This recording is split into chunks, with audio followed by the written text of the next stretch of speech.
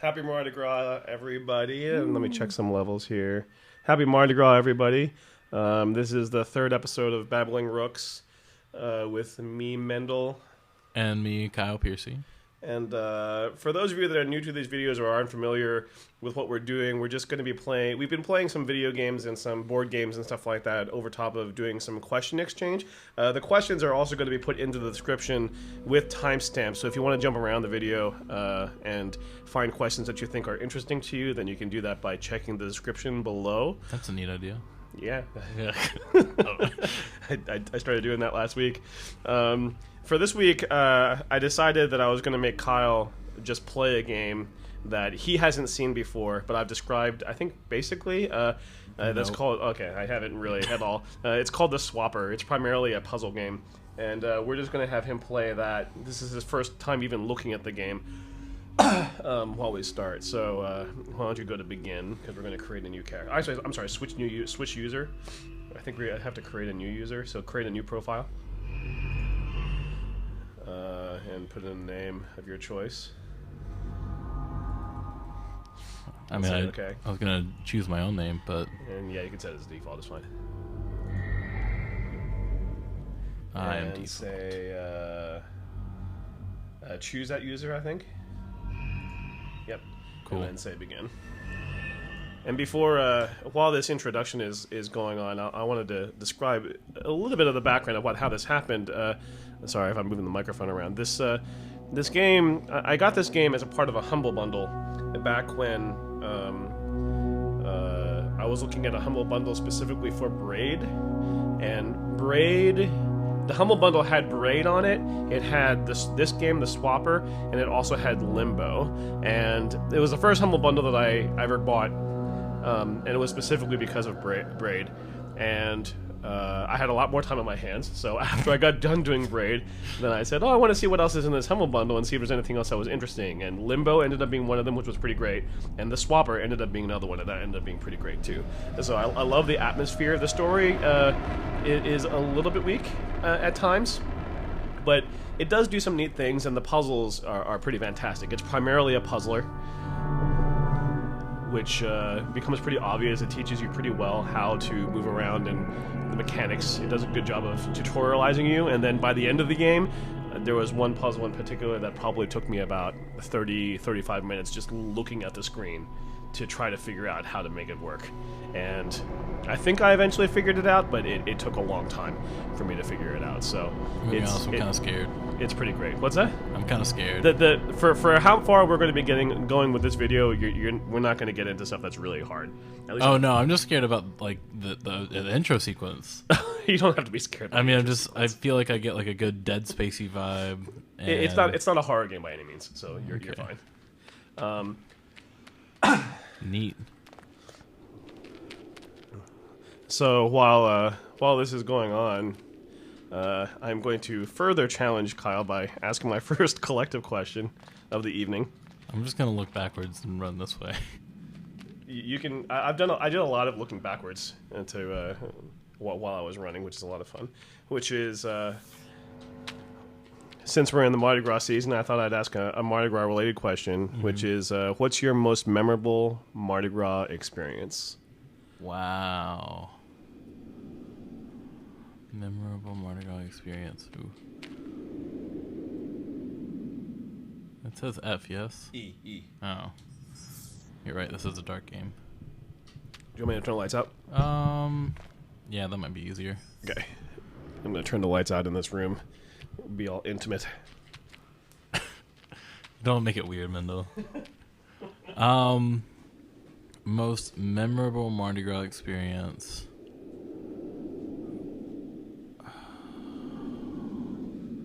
It's going to be one about marching band. That's fine. You can keep moving, too. Oh, yeah, that's fair. I can't think and move at the same time, Mendel. I don't think yet. Now I have to think.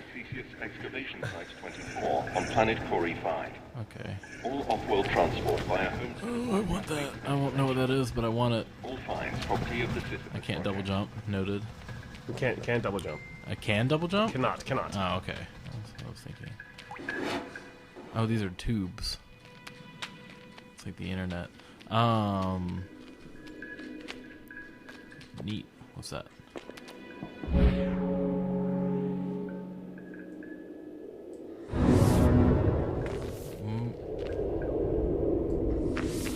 What? So you can hold down the right button, and then Oh, I can throw them up there. yes. Well, Oh, that's well. not an actual. That's just a background, which you can't really tell. Gotcha.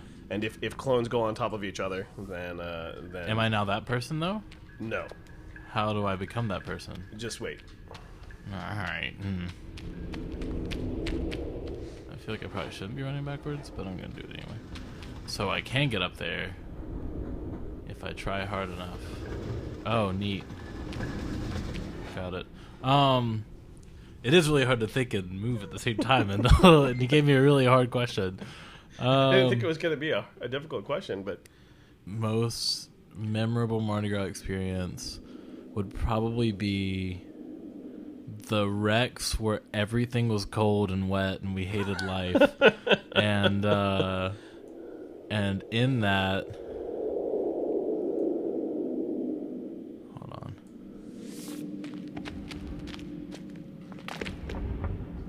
on. During that time, we just gonna put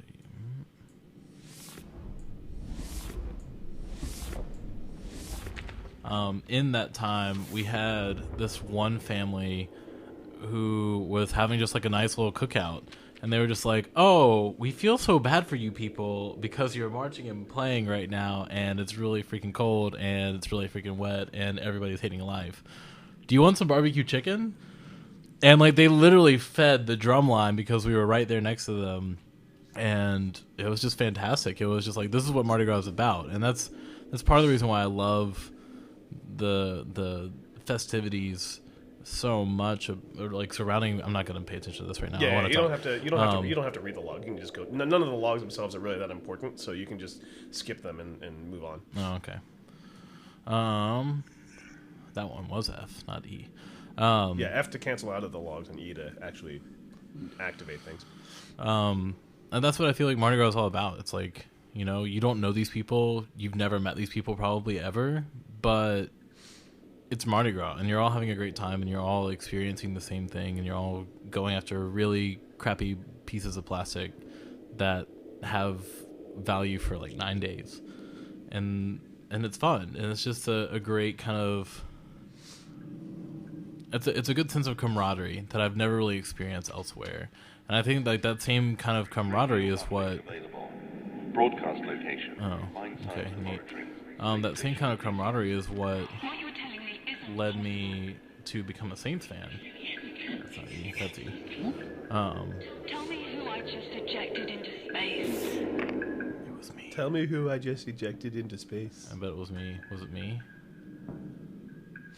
Oh, okay. Good talk. That was what led me to become a Saints fan, because I never had that kind of sense of belonging like I had once I started embracing New Orleans culture and Saints culture. Right. Yeah, Saints are pretty. Saints fandom is pretty unique in that way. I feel there are other teams. I have to say that as I talk to more people that are fans of other teams, there are also other teams that have that sort of camaraderie. But there's something about the Saints culture that transcends a lot of that sort of stuff. Right. So. Where? See the text on the bottom. Oh, yeah, that might be important. Well, okay. So, my answer to that Mardi Gras question is my Mardi Gras experience. I was thinking about it, a few different answers, and I think that the one that I have to say is probably the most memorable is the first year that I'm actually marched in Crew de Vue. There was just, for those that don't know, Crew de Vue is so Mardi Gras is a season here. It's not just a single day really that has a parade just on that day. There are parades that happen for a good 2.5 to 3 weeks, and the first parade that always kicks off the season is a parade called Crew de Vue, and the photographer for the TUMB is this guy named Zach Smith, and he's also a drummer, and he was able to organize a band. There was this eclectic band that put together that he was able to put together for Crew de Vue, and it included a bunch of brass players and some drummers, but it also included this electric violinist and then also an electric violist, and both of which had portable amps that they carried around with them and things like that, and we ended up being the band that led Crew de Vue in the French Quarter, and I was playing next to Mark and Zach as snare drummers, in addition to a couple of other people who I don't remember exactly who else was involved in that from that first year, because the first year and the second year blurs a little bit for me. There was a guy named Lawrence. He's a pretty good snare drummer also, and the just being a part of that, performing in Mardi Gras, because I never performed in Mardi Gras as a student. I never the only thing I ever did was walking. So being in Mardi Gras as a performer and marching in Crew de Vue, it was an amazing feeling. It was pretty neat to be a part of that experience for Mardi Gras, and I really enjoyed it. So it was pretty awesome. Neat. That was your first year? What do you mean? What's that? For Crew de Vue. Oh, two years ago, Crew de Vue. Yeah. You weren't in Crew I de was Vue in that Crew year. de Vue. You I were was in Crew Illusion. Delusion. Yeah. You were a part of Crew Delusion with the Green Lake Brass Band. True. So I wasn't there for that. I was marching in Crew de Vue. So No, the year that I did Crew Delusion was the year that you were also there. You and Mark were there. Are you sure? Yeah, positive. Okay. Brendan will also vouch for this. Okay. Because was that three? Maybe that was the year before then. Yeah, that was 3 years ago. Okay. So yeah, that's my answer. Okay, I'm gonna ask you a question. Collective.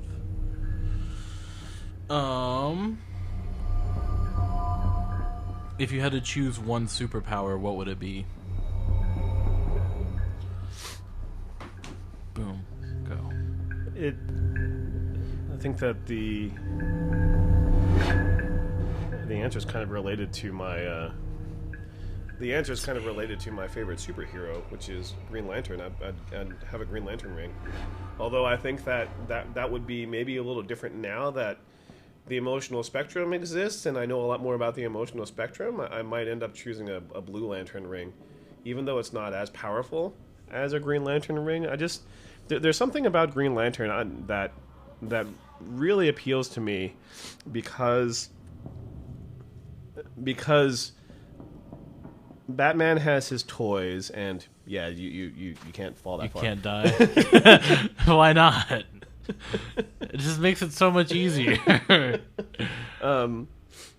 Everybody has pretty strict. All the other people, even though Batman can build new things, and sometimes you can get different things out of different superheroes. Green Lantern is one where the constructs can be absolutely anything, and they're only limited by the creative scope and the imagination of the ring bearer and the will of the wing bearer. There was such a distinct personality in how Hal Jordan decides to do his constructs as a guy who was a fighter pilot and one of the core Green Lantern members, versus when Kyle Rayner became the Green Lantern, and he was a architecture student. He was he built. He loved doing drawings, and so his constructs was a lot more like dinosaurs and lots of more fantastical kind of elements or different things like that when he first went to the ring.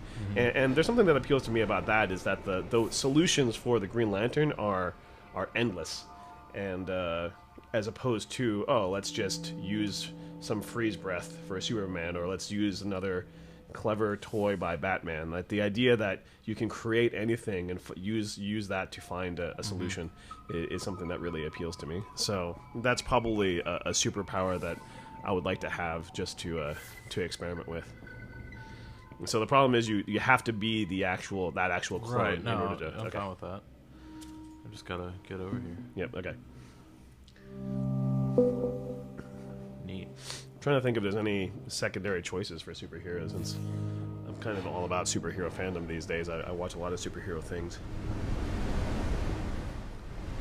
Quarantine. I don't know. I don't think so. That's the obvious one. Okay. What about you? Super speed. Yeah, Yeah. like Flash style. Yeah, like flashed out because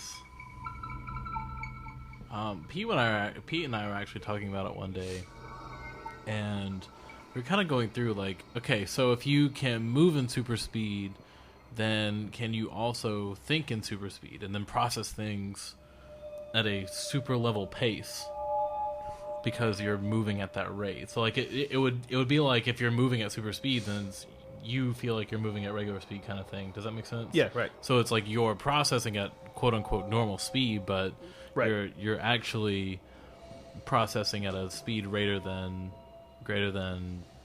humanly possible. Yeah, right. Was there anything that I was supposed to get from this? Was just like backstory? That's How was where? Does where tick? that's backstory. Okay. Like, I guess if I was actually going through this game, I would want to do a backstory, but we're answering questions and I want to beat this game. Oh, you're not going to beat the game in an hour. Oh, no. No, we're just going to get as far as we can get. Oh, okay, cool.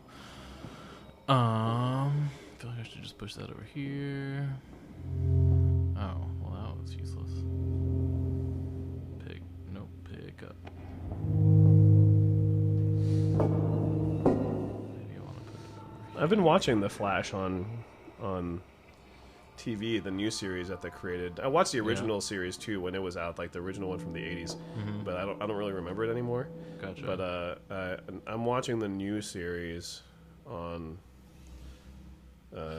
CW, I guess is what it's on. Yeah. And I'm pretty impressed with what they did. I didn't like it at first when I watched it. I stopped watching it, but it got really good, and the second season is pretty good too. So, and there's as a result of that, I've also learned a lot about more backstory, because the animated series, the animated Justice League stuff don't really get into the depth of all the characters. Can't get into the depth of all the characters very well, because it's usually a lot more about just dealing with some sort of crisis, and not dealing with personality things or psyche of the individual people, except when it has to do with other people, like when Batman is interacting with Superman, or the Flash is interacting with Green Lantern or something like that. But the getting to know the Flash himself a little bit more, and also some more of the actual mythos around the Speed Force and all that kind of stuff, I think is pretty interesting. And there's some pretty strong characters. There are some weak characters, but there are some pretty strong characters on the Flash too. So, Yeah. Yeah, I guess it's just like that idea of I mean, just certain things of breaking normal physics and identity that would be kind of appealing to me. right, And that's cool. You know, whatever. I can go through walls. I don't need you. Walls. I do need this lift, though. You do That's need the unfortunate. lift. Did I go into all three rooms? I'm not really paying attention to everything Okay. that you're doing. I You am. might have. I'm not even really paying attention to a lot of the things that's Emergency happening, so personnel that's await fine. managed race. I hope I'm being coherent. What are the flashing red things? Are those good? Are those bad? What can I not do in yellow light? What does this mean? Nothing in particular. Oh, shit. I feel like I'm going to do this a lot.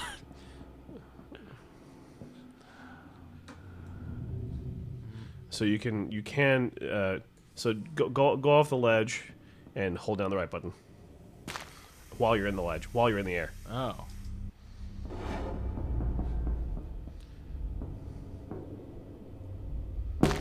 while you're in the air. What I did. The right button? Yes. Oh, maybe the left button. Oh. What do you use in order to make the clone?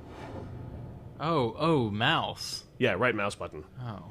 That's what I meant. I didn't mean keyboard. Well, this is just like, should I just hug the wall? Oh, neat. Neat. And now you can shoot at yourself and. Oh, but I have to time it. Do I have to time it? Well, if you're slow, no. If you can hold down the right and the left at the same time, I think. Oh, okay. Neat. Cool. I'm just gonna gently. Oh yeah. So release the right. What I do is I release the right. I hold down right again. Well, I just kind of. And then did it. I mean that makes it a little bit easier for me to do that too. I hold down the right. I release it. I hold down the right again to keep it slow again, and then I hit left instead to go into the to that clone. I think. Okay. I don't quite remember, but something like that. But that what? Okay, good talk.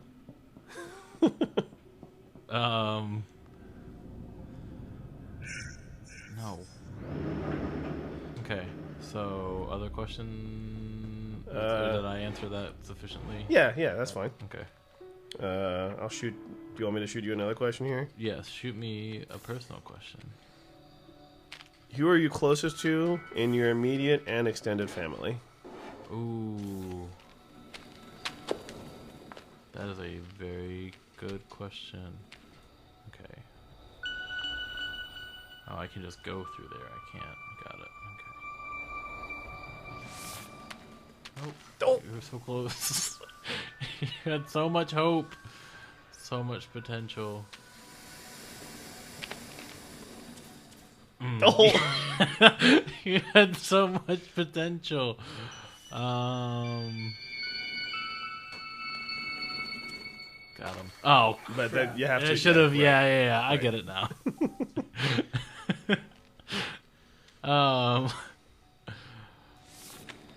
I would say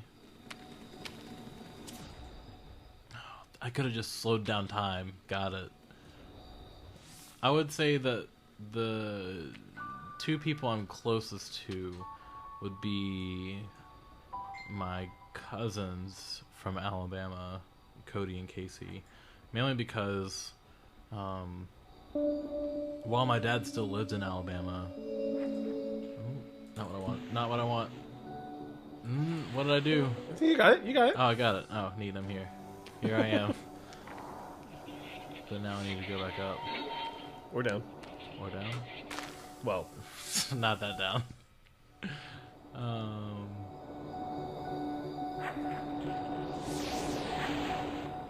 want that.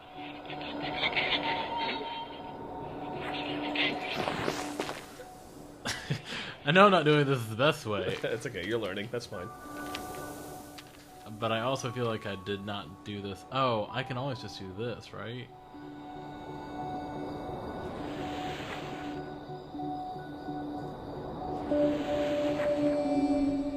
Got it. With the limited number of clones you have, by the way. Right. Although once one dies and you get it back, so. So just hope that it dies out. Oh no! We're good. So whenever my dad was still living in Alabama, but my parents were still, when like it was still kind of recent that they had divorced. Oh shit. Oh yeah, I should have definitely timed this out more. Well, the other ones are gonna die when they reach the bottom, so. Yeah, it's fine. that's fair. You got it. We would travel a lot to my aunt and uncle's house because they lived. Probably shouldn't have done that. They lived a couple hours away. Oh, I know what I must do. I know what it is.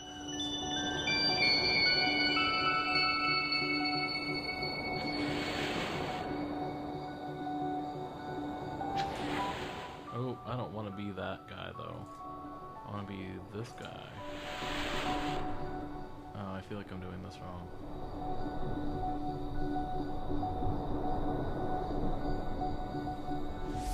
You're gonna die now, I think. You don't know that. Oh, I'm definitely gonna die now. Okay, goodbye. Goodbye, cruel world. Oh, it's so hard to think and play. I'm just gonna stop for a little bit and gather up my thoughts for this puzzle, and I'm gonna speak. Cody and Casey were the closest cousins that I have to my age, and because we saw each other so frequently, we were almost brother and sister, brothers and sister for a while. Because I would get to see my dad every weekend, and we would travel, not every weekend, but a lot of weekends up to Crawford, just to see them, and like it was a good time. Like I just have so many memories, good and bad, of spending time with them. One of my favorite memories, it's a really terrible memory, is the time that I threw a pool ball at my cousin Casey's head and nailed her right between the eyes. It was pretty impressive. It was really impressive, but also really bad. I don't really remember what she did to make me mad. I was going to ask why. But I just did. She made me mad, and I took it, and I threw it at her, and she had this big old welt, and we were just trying to hide it from our parents. And it was very obvious. It's like, Casey, what's this huge-ass welt doing on your forehead, right between your eyes? It's just always a good story to tell. It's just always a fun time to remember those things. And just kind of the times that we had, and hanging out and camping and things like that. Because they had a lot of land. So I would say, shit, I'm not doing this right. I guess I would say that those were my closest immediate family. Other than like my mom. But that's because I lived with her for 18 years of my life. Right. Cool.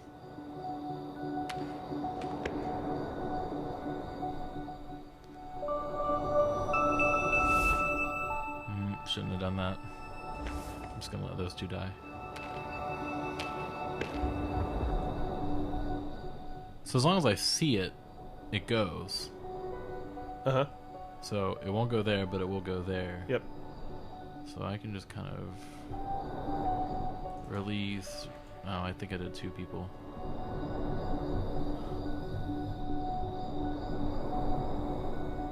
I want this time to pass faster. I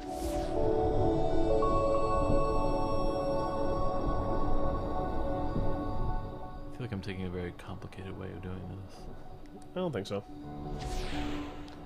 Man, it's been a long time since I played this game. So as long as I see this golden era. Oh, I'm playing a dangerous game. Oh, I can't create clones now. Oh, Yeah, you can, because the other one died. oh, good, good, good death. Okay, we're good. Neat. Let's just die. Oops. I just wanted to die. Oh, it put me back here. I was hoping it would just like be like, oh no, you got it. You got the thing. Good job, man. Well, you did. You don't have to do the puzzle over again, but you still have to get to the other side. That's not that difficult. I know, but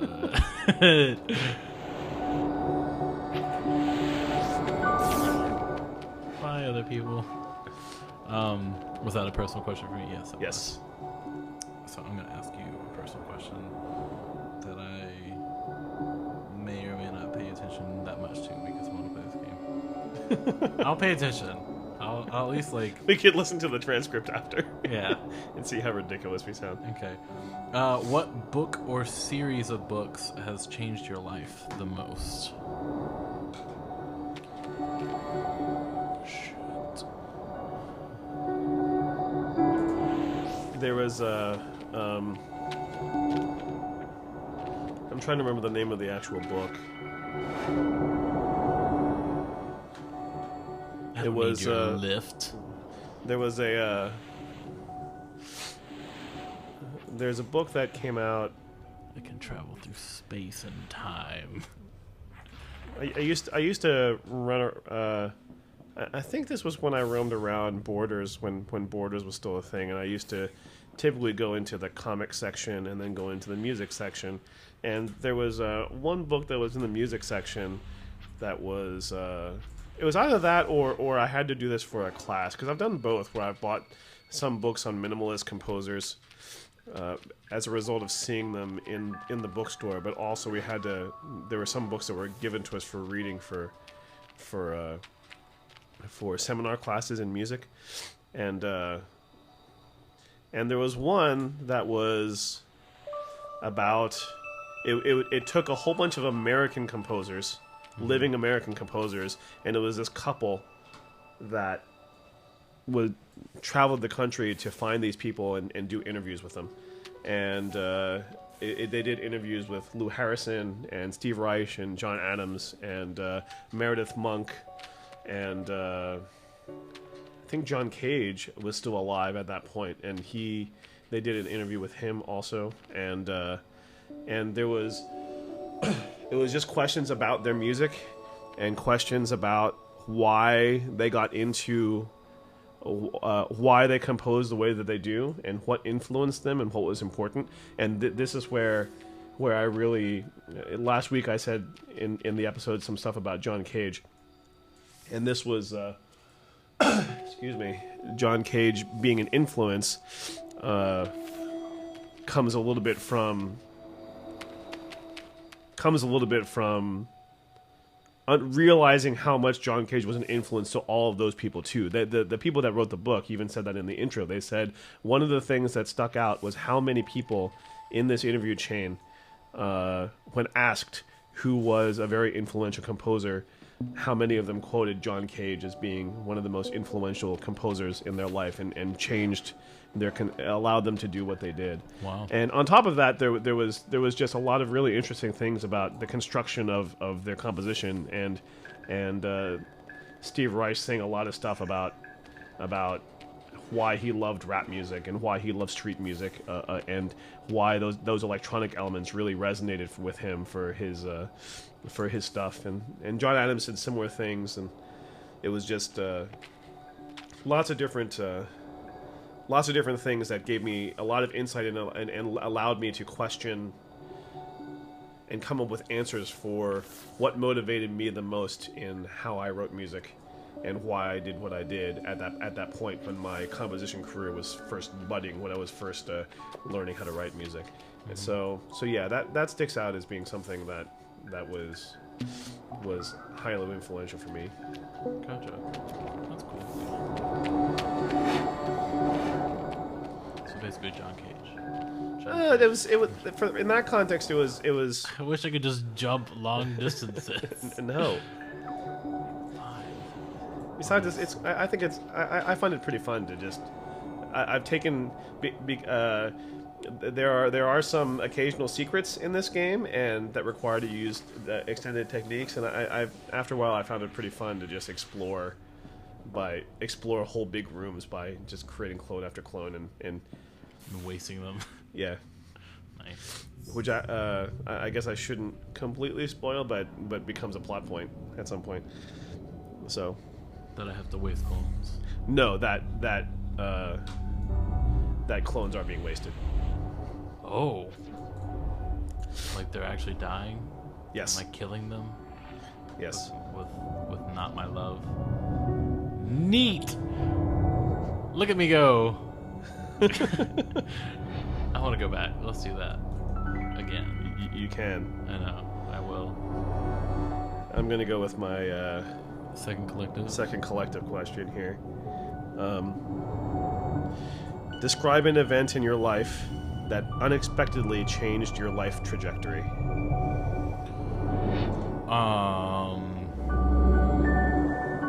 I failed Calc 2. How did you get back here? What? Why are you following me? Look, it's too late now to apologize. Just let me go. Okay. Go then.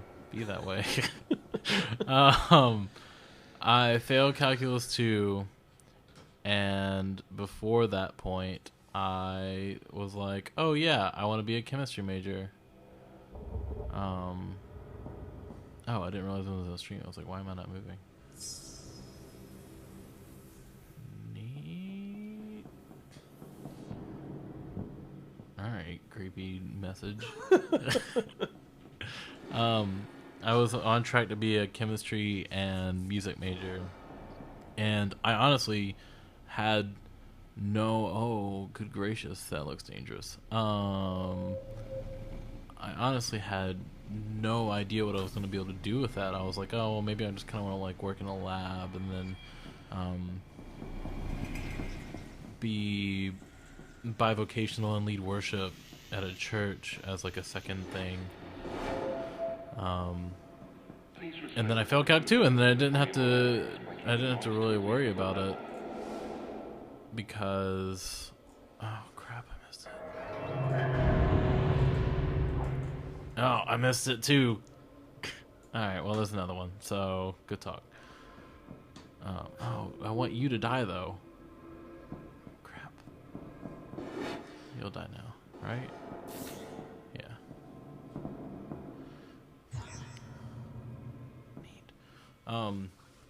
And so it was at that point that I decided maybe chemistry is not really what I need to do with my life, and maybe I should figure out something that if I still want to do two different, because getting two separate degrees was really important to me in how I perceived my self-worth in a lot of ways, but also in the opportunities that it would afford me elsewhere. So like I wanted to be able to have some kind of science job potential, or also a music job potential, or some kind of interaction of the two. And I didn't really want to limit myself to just one or the other, because those are two very important things to me. Like music is such a huge part of my life, and then different aspects of science are really important to my life as well. And so after that point, I had actually only taken one psychology class, and I really enjoyed it. And I was like, well, let me give this a shot. And if I don't like it, then I can always change my major again, or I can just drop it and just become a music major completely. So you failed Calc 2 while you were here at Tulane? Yeah. Okay. It was my second semester. And I guess part of it was just I had poor study skills. I still do have pretty poor study skills. But I mean, I made Dean's List this semester, so obviously not that poor anymore. Yeah, I had really terrible study skills, and I didn't really, I guess I was so used in high school because I was valedictorian, but I didn't really have to apply myself all that much. I figured it was just another class, so I was like, oh, well, I took AP Calc, and so I kind of understand half of these concepts, so I don't really have to work for it. And, yeah, right. And that, failing that class definitely changed my work ethic while I was at Tulane as well. And I don't know, it's definitely dramatically altered my life, but I think it's something for the best and something that I really enjoy. Like it's a change that I know needed to happen in my life. Right. That I'm completely okay with. You're just gonna fall and die, aren't you? Oh no, you're gonna follow me. No. You can run into him. Does that kill them? Yeah. Neat. Oh, poor guy.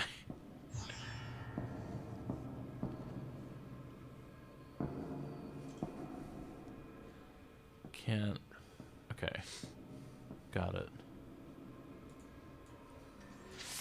I'll be that guy. Oh, it kills him. Yeah, yeah. Oh, poop. I actually had an answer for my trajectory, something that changed my trajectory, and I don't quite remember the answer anymore. Because there's a few differences I could pull from, and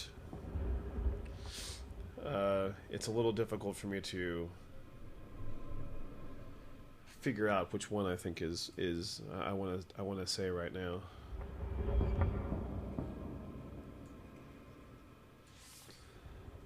Take your time. I'm in no rush. I think oh, but now it's back. Dang it. Unless I do this. I think I'll just go with the answer that I originally had, which is I was, when I was starting around 10th grade, was when I knew that I wanted to go into music education. and that's what I wanted to go to college for. And everything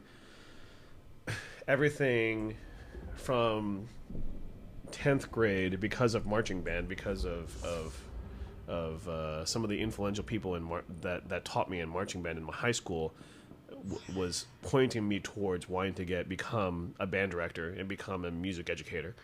And what really changed that was going through my 4th semester of music theory at Westchester, where I did my undergraduate. Theory and composition were at that time were kind of similar. We're not separated. I'll say it like that. Okay. In some places, theory and composition are considered different departments. Nice. Continue. Different departments. They're considered different departments, and so they didn't really cross over into each other. If you were doing music theory, then you didn't do any composition. And if you were in composition, that wasn't where you did your music theory, even though music theory was key to you understanding how to compose those initial exercises and gave you the foundation to understand how to compose in general. Because music theory and composition were combined at Westchester, all the theory classes that I took, there were composition assignments that everybody had to do. And the composition assignments were typically the first 3 semesters. I had one teacher whose requirements for the compositions were primarily, here's a concept that we just learned in music theory. You have to apply those concepts into your composition, but after that, you can do what you want. And so if we just learned something about 16th century counterpoint, then it says, okay, apply some 16th century counterpoint for 4 measures, and then after that, you can do anything up to 32 measures. And for almost all of those compositions, we would use people in the class to play them live. And because I was doing some piano composition when I was in high school, but all that stuff was without any knowledge of actual composition things or anything like that.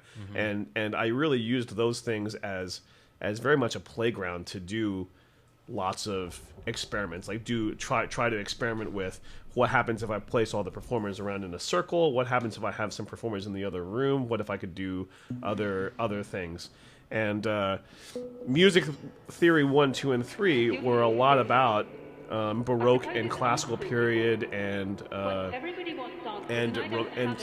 went into some romantic stuff also. It wasn't until I had music theory 4 that I got exposed more fully to 20th century modern composition techniques, the 12-tone stuff, aleatoric stuff, the minimalist stuff, and all that sort of business. And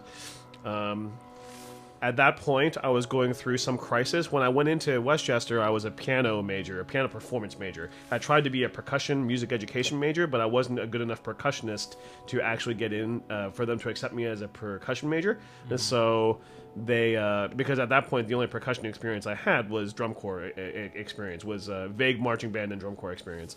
But I had grown up playing piano, and the piano faculty said, hey, this guy is a pretty good pianist. Let's see if we can convince him to be a piano major. So I was a piano music education major, and I was really gung-ho about it for a good year and a half. I played scales 3 hours a day and played arpeggios like an hour after I did my scales for 3 hours a day before I did my repertoire. And I did my time being in the music building, practicing 4 hours a day in the evening after being in the marching band and after going through all my classes and all that sort of business. And after a while, as I started to get more into composition and exploring that, I discovered that I was a lot less keen on trying to perfect something that I would play over and over again, and more keen on discovering new music and discovering new repertoire and trying to do more composition as related to that repertoire. Music Theory 4 opened up my world to a lot of those things that a lot of people in the class, I wouldn't say a lot, but there were a bunch of people in the class that weren't really into it, but I was pretty into it. And after Music Theory 4 was over, the next year, that would have been it for any kind of composition for 20th century music, because in your junior year it switches over to methods classes, how to teach music to elementary schools, how to teach music to middle schools and to high schools. Because at least in Pennsylvania, I don't know, this is state by state. In Pennsylvania, if you get a music education degree, then you're qualified to teach any instrument or any choir class K through 12 at a public school. Like you could be a vocal major, but get a job teaching instrumental music, and at any level, regardless of what your specialty is. And the music education curriculum was designed to help you figure that out, to take those classes where you learn Suzuki violin and learn how to be able to teach people that have never played an instrument before, but also do ensemble stuff. And out of all of that, I felt it was all going back towards music from a time period that I was at that time very bored with at that point. And I didn't want to do that. I wanted to discover new things. I wanted to discover new composition techniques and find out more about electronic music, find out more about the other stuff that was out there. And after going through that crisis of feeling like I was sticking myself into a music education track I no longer wanted, I made and almost failing out of school on one semester and not being able to finish my degree, I turned it around by becoming a composition major and my junior year is when I switched my major to a composition, and that I was straight A's after that for the rest of my undergraduate and for most of my graduate school, because I threw a lot of myself into that composition world, and being an advocate for contemporary art music as being something that is very versatile and can be being a lot of things. So. I got rid of all. Let's try this. I think I know what to do now. I just gotta time it right. I feel like you're pretty engrossed in this game. Yeah, it's a great game. Yeah, for sure. It's a great game. I love this game. But also, I want to be better. I want things to do what I want them to do when I do them, but I want to do them correctly, always. We should finish doing questions because we're at 50 minutes almost. Are you serious? Yeah. Wow. Yeah. Okay. I'll give you your second one. Also, there's only one thing left on the one battery thing left on the little recorder. So there might be a point when I don't. That's the last bar, and I don't know how long it's going to last. But there may come a point where I stop the recording and switch out the batteries. But gotcha. We'll see.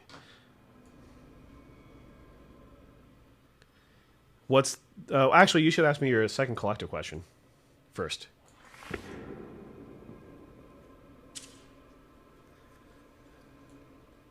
I'm out of them. Yes, you are. But it doesn't matter because oh no, I ruined everything. All right, well, this is a good time for me to ask my collective question. Actually, I think because I'm paranoid, I'm going to actually stop the recording and switch out the batteries first. So okay. So we're going to take a quick pause here and then come back. And maybe by the time after I switch the batteries, Kyle will have figured out the answer. I know how to do it. I just did it. I didn't do it. We'll see what happens. Be back in a second. All right, we're back now. Yeah. And I passed the level, so if you wanted to see it. He just passed the level. I don't want to say just. He did just pass the level. I don't want to call that just past the level. It was just past the level. Whatever, it was Mendel. maybe literally 10 seconds. And that took 10 minutes. I'm lying. It was less than 10 minutes. Definitely. Now you're just being hurtful. So give me your collective question. Oh, that's right. I kind of got distracted since we were changing out batteries and whatnot. What would you say has been your greatest artistic accomplishment?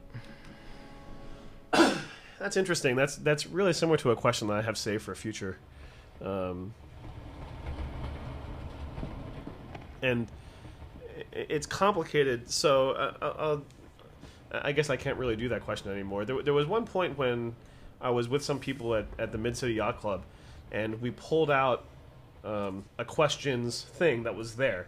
that was supposed to be a help conversation for people that might be at the bar that don't have any conversation. And one of the questions that we pulled out was of hold on, let me find the exact wording, because that was it's something that I snapped and specifically wanted to tag for later, was, of what creative project are you the most proud? Oh, I remember that. Yeah, you were there for that day, right? Because that was with you and me, and I think Tori was there. Yeah. And that this question seems really similar to me in what was the exact wording of the question? Of mine is what has been your greatest artistic achievement. Yeah. And that's really difficult for me to answer, because I don't. Greatest artistic achievement. I don't know that I guess that's a better way to put it than the other question about proud, because my answer for proud is that I don't know that I feel like I am proud of any of my creative projects exactly, because that's not what I think about when I'm doing them. I'm not thinking about it to boost my own sense of accomplishment as much as I'm trying to communicate what I'm passionate about to other people. And I guess that's a similar answer for the greatest artistic achievement. Is I guess I'll say this, that any artistic achievement, anything that would be considered my greatest artistic achievement, is not something that I think I can evaluate. I think that's better evaluated by somebody other than me. Yeah, I remember you saying that. And I don't know what other people would think is my greatest artistic achievement, because I think that answer is different for different people. That's also what makes it difficult for me to really answer that, because different people, different things that I've done has resonated with different people in different ways. And so I guess I'd have to think about what artistic achievement. You're out of clones now. I guess I'd have to think what artistic achievement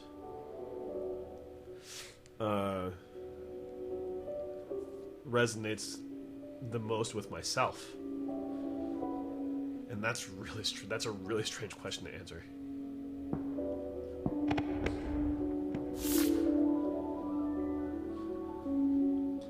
That's a really strange question to answer. No.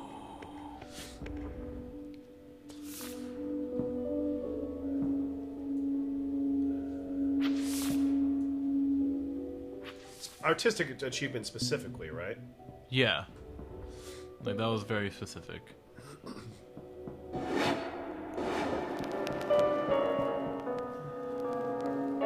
Because, like, we all have achievements that are non-artistic that I feel like it's like, oh yeah, that'd be nice. Because I am pretty happy with how our Star Wars show turned out, but I wouldn't consider that an artistic achievement. Why not? Because I don't. Although there are artistic elements to collegiate marching band.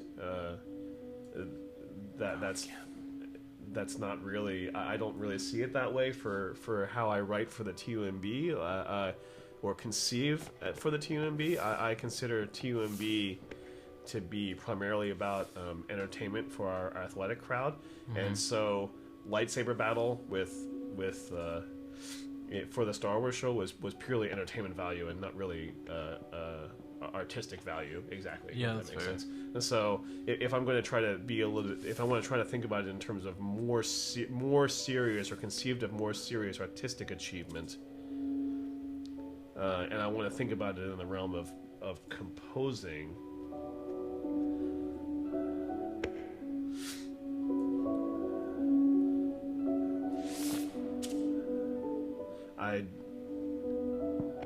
I guess it was I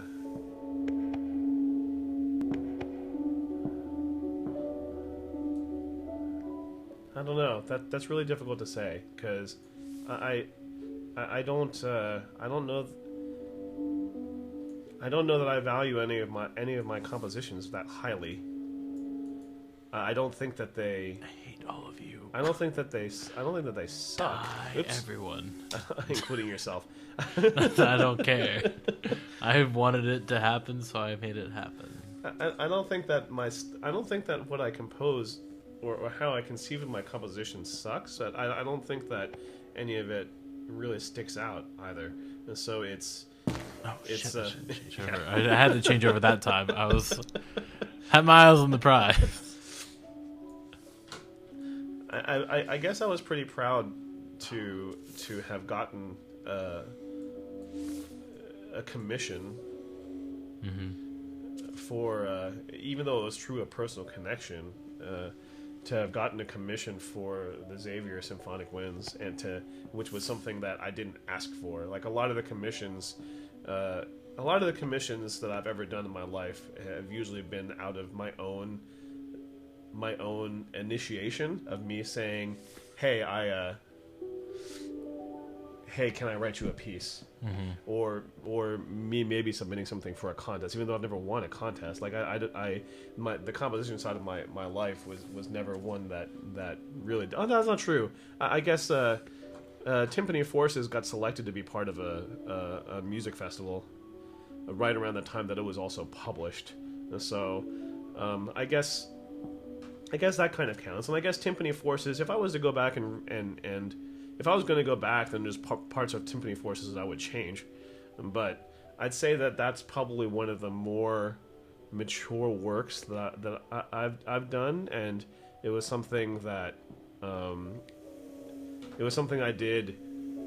It was the first piece. It took me a long time to write, but it was the first piece of music that I had written. I started writing that in 2009, and before that, the last piece of music that I'd written was 2004. And so it had been about 5 years since I had written anything, and I worked really hard to try to get the piece to be what I wanted it to be. So I guess Timpani Forces kind of counts as being a pretty strong artistic achievement. I'm pretty happy with some of the electronic stuff that I do too, but I'm still not that great at that either. There's a video that I have on my YouTube channel from a long time ago called Chain Factor Chaos, which there was this Flash game that I was obsessed with for a little while called Chain Factor, and at some point I wanted to show gameplay of how well I had done at Chain Factor. So I created a video, and I decided I wanted to have some background music to the video. And when I created the background music, I was like, okay, I don't want to just put background music on this because that's kind of stupid. I want to actually do some video editing. And at that time, I was only a minor video editor. But and this also happened. So I learned a whole bunch of things about Final Cut Pro specifically from doing this video and saying, I want this effect to happen. How do I make this effect happen? And I went about it in ways that were really stupid, really inefficient compared to how I would do it now. Like, as opposed to grabbing still, like there was some stuff where I grabbed numbers that were a part of the gameplay, and instead of capturing a still JPEG of that and having that just be in the shot where I wanted it to be, I time froze a video, one copy of that video at the moment to make that thing frozen, cropped it so that it could be frozen for that one little spot, and then use that in the video, which is a lot more processing power because the video, it's still considered running. Right. It's rendering that as full video instead of just a little JPEG, and I had like 40 of those on the screen. So rendering that video was overnight kind of process, but I learned a lot about Final Cut Pro and about video editing from that.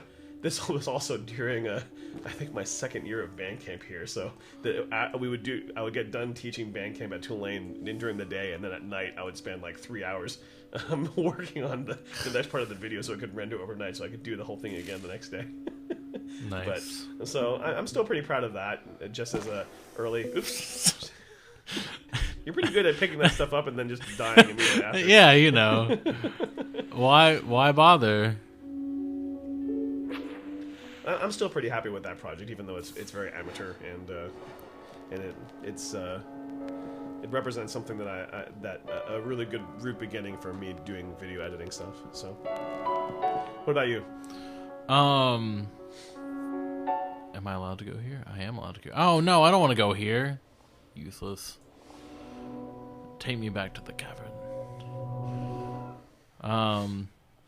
I would say that the artistic work that I would say it's a twofold answer, but I feel like the first part is kind of a cop-out, because I would say my recital, because that's the ultimate artistic form of my major that I've had. So part one is my recital, even though I was really displeased with how it turned out. And Weird. Yeah, the more I reflect on it, the less happy I am with my performances. Like, of the 6 pieces that I played, I still haven't compiled the videos that you took into. Part of it is I just kept saying, oh well, I need to wait for Michael Batt to give me the audio that he recorded so I can add it all together, but I haven't actively sought out his audio recording because I'm not really pleased with how I played in about 4 of the pieces.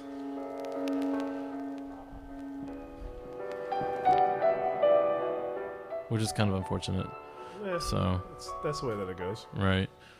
I've had plenty of those kind of. I've had plenty of that sort of thing too. Yeah. I would say that I feel that my greatest artistic... Have I Haven't you been here? Yeah, you've been here. I don't know if it's a duplicate thing, because I don't think that the red was there before, was it? Where? Oh, yeah, link to this room. I need to know what I need to do. You're going towards the purple. You want to go towards I want to go towards the purple. Long distance teleport machine. So you can, if there's another long distance teleport machine that you've already unlocked, you can take that, use that to go to another one. Right. I feel like I can just go back to where I was and it'll go through, right? Why? Probably.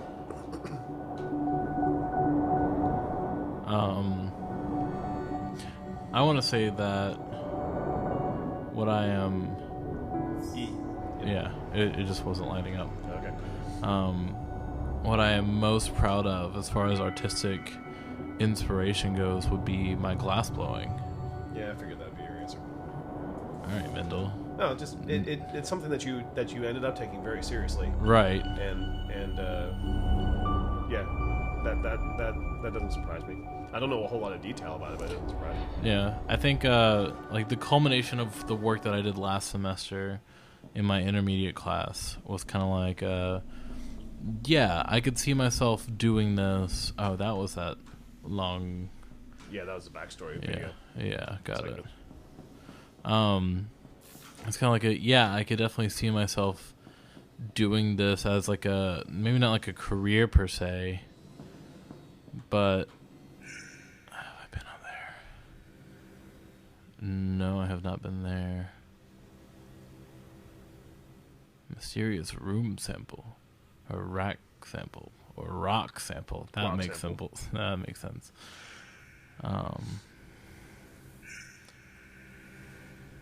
Oh, that's not where I am at all. Go away. Just how I kind of pushed myself and pushed the limits of, mainly because I was being stubborn, the limits of what my professor and TA told me that I should/could do. And the work I had for my final ended up not being the most fantastic it could have been, but it was something that I was extremely proud of because I pushed myself and I pushed the envelope of, one, the technology I used to create my wood mold, because what I did was I blew glass into a prefabricated wood mold, because that was basically what we had worked on the entire semester, was wood mold stuff. And the first... not what I want. Oh, so now I can go into the Room of Death. Yes, please.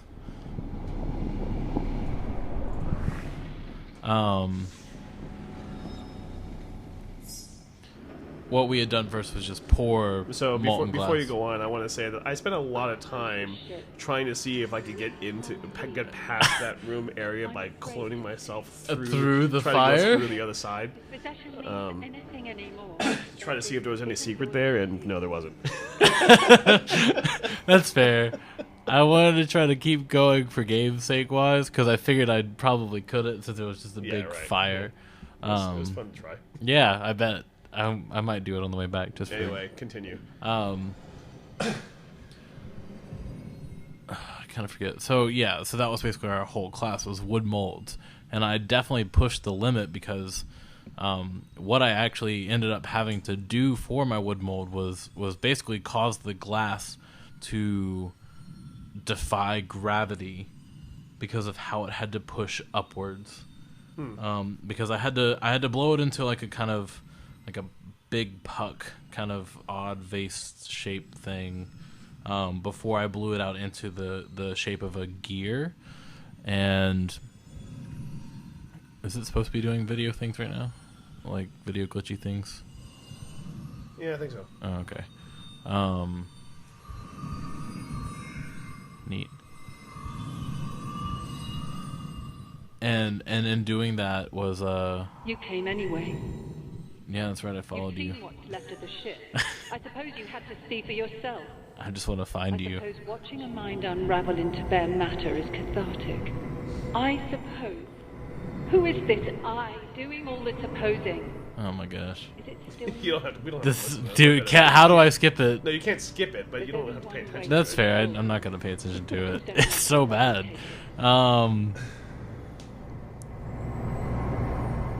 Oh, she's gonna kill herself? What?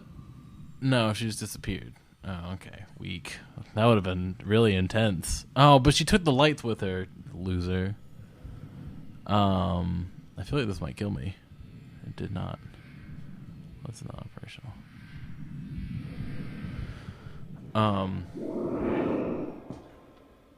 It ended up because of how I tried to accomplish what I accomplished, becoming one of my greatest artistic achievements because I did something that was just one, not very conventional, but two, was something that was still pushing the limits of art within blown glass. And it wasn't something that necessarily probably hadn't been done before, because I mean I can easily imagine somebody else having already blown glass in an upward direction, but doing it to fit the mold that I created in a computerized wood cutting machine was just something that one, my professor had never seen, and so he was really impressed, but two, something that opened up that next level for me into what I wanted to do with my glass art that just kind of continued to inspire me and still does continue to inspire me. My landlord ended up throwing out my art final. Thankfully, he was like, oh, it's glass, so I'm going to put it very gently into this trash bag and put the trash bag very gently into the trash can so it doesn't shatter.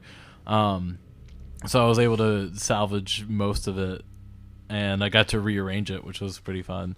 So now it's even more important to me that, one, I don't leave it outside like I thought it would be okay with having in like our little garden, like a sculpture garden thing.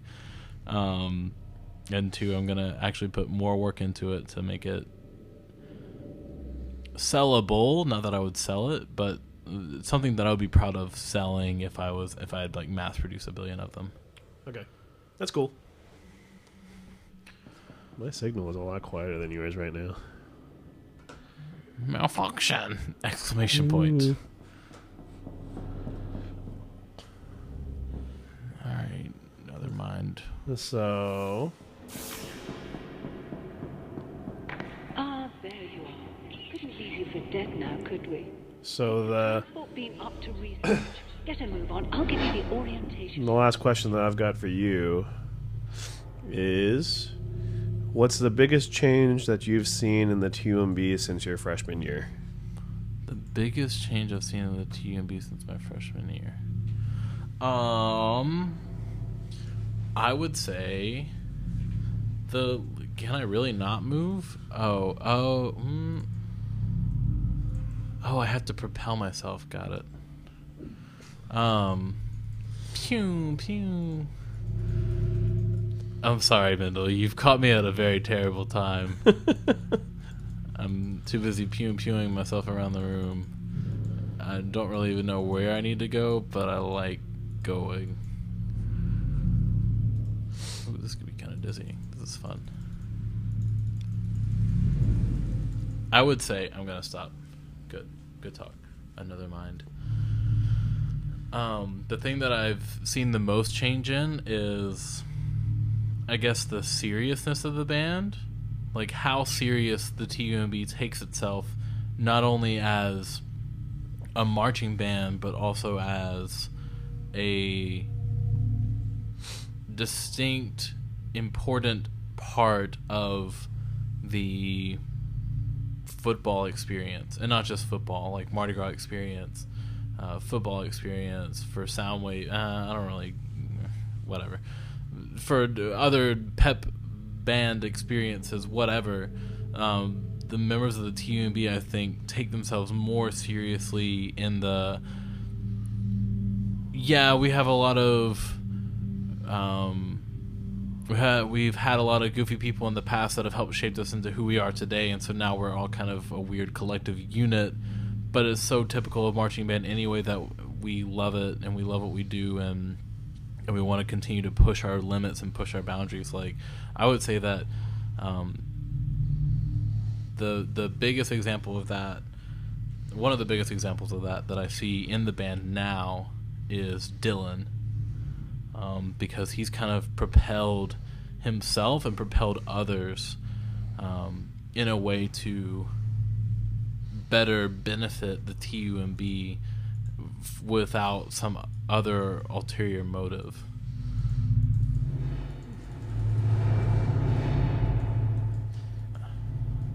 And you think that his deal has translated to the rest of the band? Yes. And granted, there's always going to be some people who are just, oh, I'm going to have to kill myself. No, I won't. Now I'm going to kill myself. Shing. Come meet me at my. I mean, I think in general that class of people, I think that our sophomore class has kind of created a new standard in general for stuff. And I've talked with Pete about this a little bit too, and some of the upperclassmen that class it was my first freshman class, and that could be reflective of I don't know this for sure, but it could be reflective of what the student leadership at the time and what I did that was different from how Mark did it. Mm-hmm. Maybe had, I think, could have had an effect on how dedicated they are as being more proud and more serious in what they do here, and also Dylan also and his particular attitude, which I say based on conversations that I've had, is generally pretty positive. There are some people that think that he takes this a little bit too far to an extreme, but I mean, I can see that. Yeah, but he's still learning, I think, right, in that sort of deal. So, and that's fine. There's a balance to be struck there, and I think that the general leaning of the band is to even more take pride in wanting to do well, mm-hmm, as opposed to just taking pride in doing what they're doing and having fun and creating that signature just through fun, as opposed to also trying to put in some excellence in there. So that strip of red, I don't think, is going to allow you to shoot through that. Right. That's unfortunate. But also, I'm going to absorb myself there.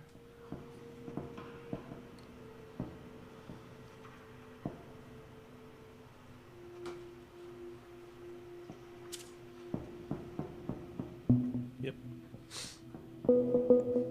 Oh, wow. Thanks for giving me 3 of them. Exactly how many I need to do that other thing. Yeah, I guess so. I guess there's the level of seriousness and the level of We are, of course. They have no physical senses, The level, I guess the weight that the band carries to its members is much greater than it used to be, and that's not necessarily like an insult to the previous band members. I mean, that includes myself now. Like it doesn't mean that I don't appreciate who my alumni were whenever I got here, and my kind of seniors whenever I was a freshman. Like I don't not appreciate what they did, because even though they were goofy and weird, they're goofy and weird in a way that I would want the TUMB to be regardless. Because we're not your average marching band. Like we're not. I can only compare it to SEC teams. We're not Auburn's marching band. We're not the $1 Million Marching Band in Alabama. You know, we're not full of, for our drumline, we're not full of drum corps heads that think that they're all that.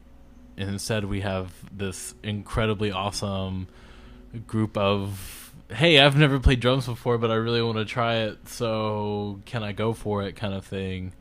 And that kind of camaraderie that goes into, I may have been playing drums, marching percussion for X number of years, and this is your first day, but we're still a team, and it's still a great time. Yeah, right. And I guess that's just what I love about the TUMB the most anyway. And I think that the TUMB just continues to evolve and change, because I have a strong belief that was carried over from Mark's strong belief that the personality of the TUMB in general, that we're guiding forces in some of the big picture, and making sure that whatever personality the TUMB exudes is something that they can be proud of, but that can still be defined in many different ways, and is primarily defined by the students themselves. And I think as a result of that, there's always going to be an evolution, that it's going to continue to change, and sometimes change in ways that aren't sometimes change in ways that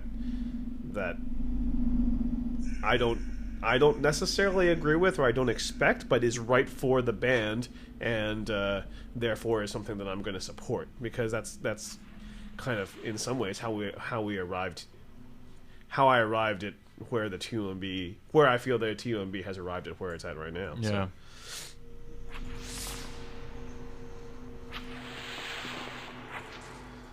Oh, missed. So, give me your last question. Oh, it's gonna be an easy one. Okay, that's cool, because we're overtime now, and it's gonna be a long day tomorrow because Muses. No, that's right. What is your current drink of choice? My current drink of choice? Yeah, and why? I guess it's it still goes back and forth. It goes back and forth between Makers on the rocks and Jameson on the rocks. And Jameson on the rocks is comes specifically from in homage to one of my friend's younger brothers, who I also know, named Doozle, who committed suicide. His favorite drink was Jameson, and so I drink Jameson kind of as my remembrance of him as a person, and keep him a little bit with me anytime that I drink that. And the other one is Makers, for similar reasons. It's sentimental, primarily sentimental because it's the drink of choice for both Mark, who still remains in a lot of ways a central figure to my life, and also Karina, because that's also her drink of choice, and she's a very important force in my life. And so there's a lot of stuff that I do out of sentimentality, and I think it's that part of that is I think when I first started doing that, coming off of drinking a lot of Grey Goose, it's kind of a credit to I can accredit those Mark and Duz and Karina as being the ones that that got me into more bitter and harsher liquor drinks in general. Even though I used to drink 151 as a result of shot poker games out in Oregon and stuff like that, and I enjoyed the taste of those. That wasn't my preference if I was going to drink something on my own. Like, I'm not going to order a 151 out of the bar, but I also wouldn't have said before that I would have ordered a Jameson or a Maker's either. So, but now that's true. Like, I'll right now I drink Maker's a little bit more than Jameson, but I still go back and forth between the both.